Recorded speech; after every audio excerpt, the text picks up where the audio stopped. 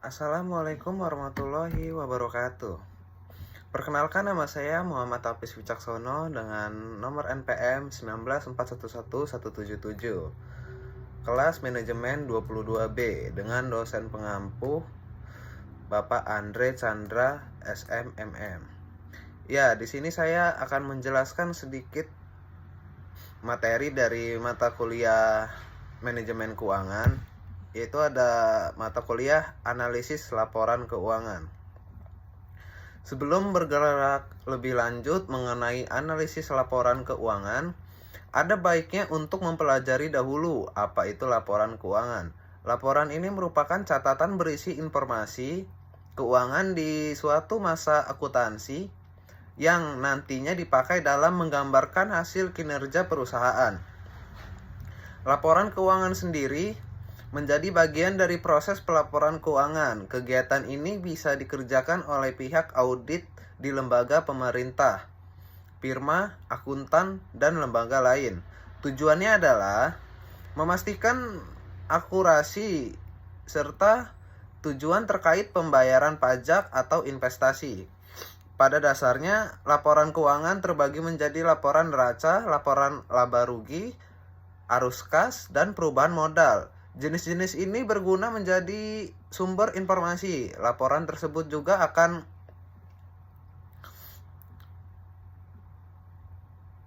dipakai oleh perusahaan atau stakeholder, misalnya investor. Informasi di dalam laporan juga tidak dapat diterima begitu saja. Inilah mengapa analisis terhadap laporan keuangan diperlukan. Tujuannya adalah memberikan informasi akurat, mendalam, serta bisa dipertanggungjawabkan. Analisis ini dapat dilakukan untuk memeriksa laporan secara menyeluruh. Selanjutnya ada jenis laporan keuangan yang dapat dianalisis, yaitu yang pertama ada neraca. Di bidang akuntansi, neraca merupakan laporan keuangan perusahaan di mana di dalamnya adalah informasi aset, kewajiban, pembayaran ke bank,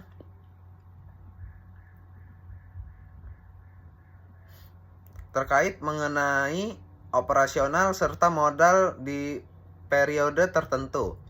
Komponen yang ada di dalam neraca adalah data histori aktiva. Data histori tersebut berisi mengenai semua sumber modal atau keuangan, baik dari pemegang modal atau utang kewajiban. Neraca bisa disusun menjadi dua format, yakni bentuk T atau si kontrol dan bentuk laporan atau stafel. Yang kedua itu ada laporan laba rugi. Laporan ini akan memperlihatkan situasi finansial perusahaan. Apakah sedang dalam kondisi rugi atau untung?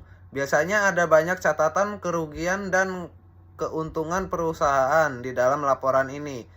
Catatan tersebut diperoleh dari hasil penjualan produk serta beban yang dikeluarkan perusahaan. Laporan ini umumnya dibuat di akhir periode perhitungan akuntansi atau akhir tahun. Laporan laba rugi juga nanti dapat memudahkan investor saat mempelajari dan memahami kinerja suatu perusahaan. Format laporan ini ada dua, yakni bentuk langsung atau single step, yang kedua serta bentuk bertahap atau multi step. Yang ketiga ada perubahan posisi keuangan atau arus kas. Dipakai selama ini berarti manajer bisa memantau semua sumber serta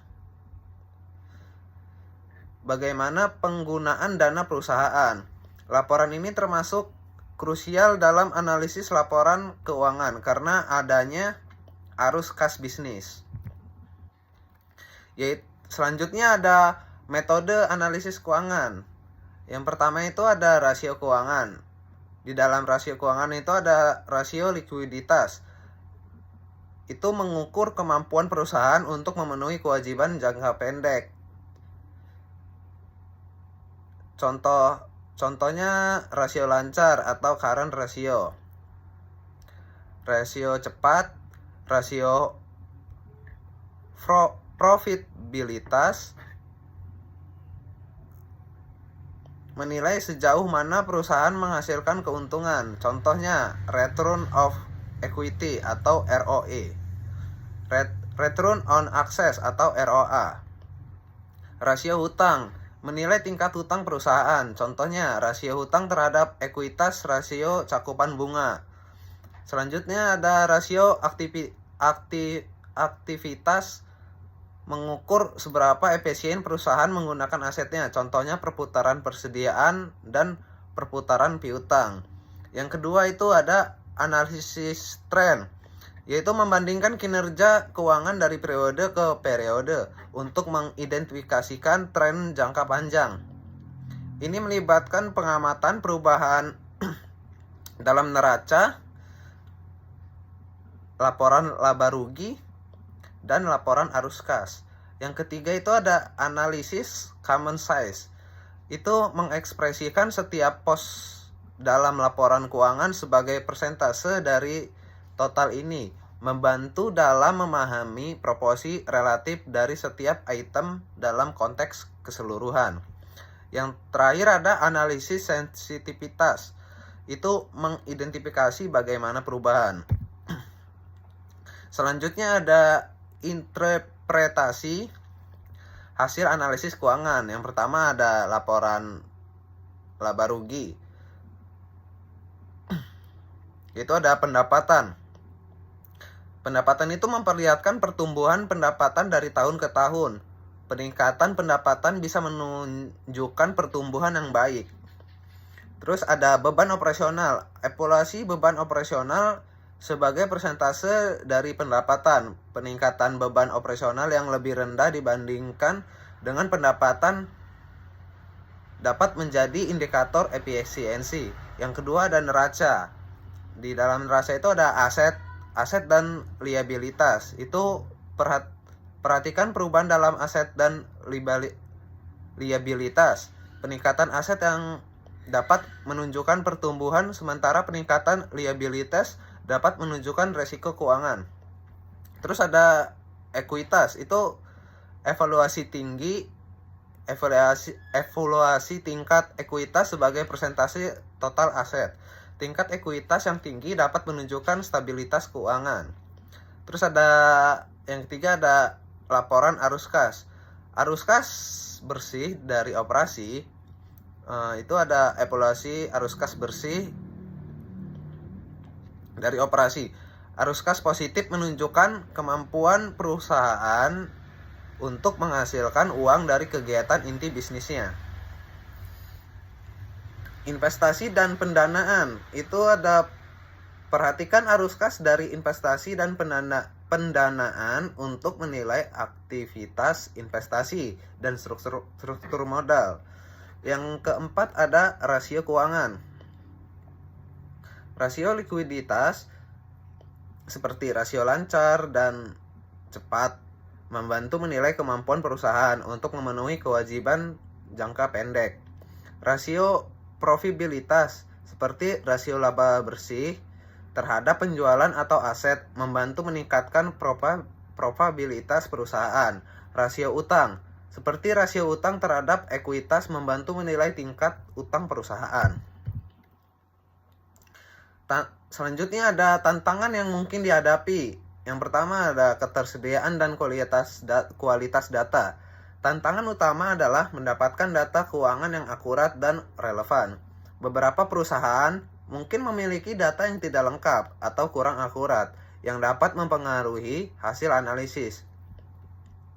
Yang kedua ada kompleksitas struktur keuangan. Beberapa perusahaan memiliki struktur keuangan yang kompleks dengan berbagai instrumen keuangan, akuisisi, dan restrukturisasi. Ini dapat menyulitkan analisis karena memerlukan pemahaman mendalam tentang struktur keuangan tersebut. Selanjutnya ada fluktuasi nilai tukar dan inflasi. Untuk perusahaan yang beroperasi di berbagai negara, fluktuasi nilai tukar dan inflasi dapat mempengaruhi nilai aset dan kewajiban, sehingga memberikan tantangan tambahan dalam analisis keuangan. Yang terakhir itu ada interpretasi nilai. Menginterpretasikan hasil analisis keuangan dengan benar memerlukan pemahaman yang mendalam tentang konteks bisnis. Kesalahan dalam interpretasi dapat mengaruh pada keputusan yang tidak tepat. Sebelumnya itu saja yang dapat saya sampaikan. Kalau ada salah saya minta maaf. Dan saya tutup. Wassalamualaikum warahmatullahi wabarakatuh.